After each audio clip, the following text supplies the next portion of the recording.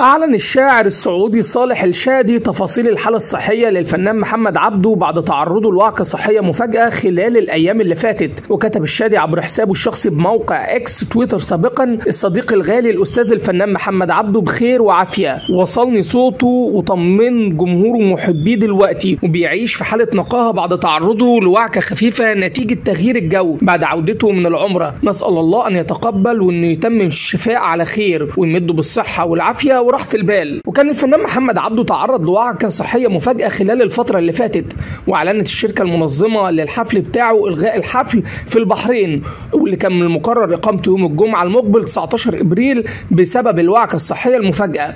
ونشرت الشركة المنظمة لحفلة محمد عبده بيان قالت فيه: تنويه هام، تم إلغاء حفل فنان العرب محمد عبده والفنان خالد الشيخ في البحرين، واللي كان من المقرر إقامته يوم الجمعة 19 إبريل الجاري، وده لظروف الفنان محمد عبده الصحية، سائلين الله عز وجل إنه يمن عليه بالشفاء العاجل. في الأيام اللي فاتت تصدر المطرب محمد عبده مؤشرات بحث جوجل بعد ما حل ضيف على برنامج بودكاست بيك تايم مع الإعلان مع عمرو أديب.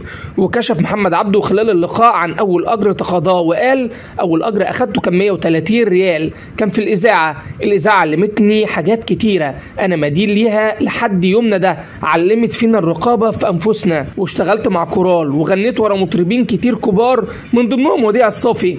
عملت بيزنس عشان خاطر أمي قالت لي: يا ابني الفن مش هيعمل لك حاجة، وهي عندها نظرة صحيحة وثاقبة بالنظر لنهاية الفنانين. والدتي الله يرحمها كانت بتقول: شوف يا ابني انت هتفضل كده طول عمرك بتدق على العود، ما تقوم تشتغل وشوف عيشتك. وهي كانت صادقة، والله العظيم كان بيمر علينا وقت ما عندي غير رز ولا عندي بصلة ولا زيت اطبخ بيه الرز وانا بغني وفنان وما كنتش لا اكل. ومن ضمن تصريحاته اللي تصدر بيها الترند كانت: انا بعد الفلوس كل يوم اشوفها وصلت كام، لان ابويا فقير، اللي ما بيعدش ده الا ابوه غني وجات له الفلوس سهله، وعندي 11 مليار نسبه لاولادي والواحد فيهم باكتر من مليار، بس بالنسبه لفلوسي في البنك والله مش عارفها ايه ومش بعدهم، فلوسي كلها في شركات واصول وبشغل فيهم الناس ما بين مؤسسات صناعيه وعقاريه واستثمار، وعندي اكبر 2 كومباوند في بريطانيا. الفنان محمد عبده واحد من اهم الفنانين السعوديين خلال الفتره اللي فاتت،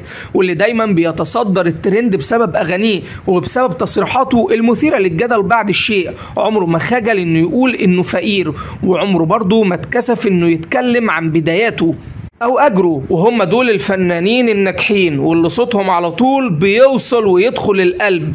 وفي النهاية بنتمنى الشفاء العاجل للفنان محمد عبده، ويا رب على طول يرجع لفنه ولجمهوره.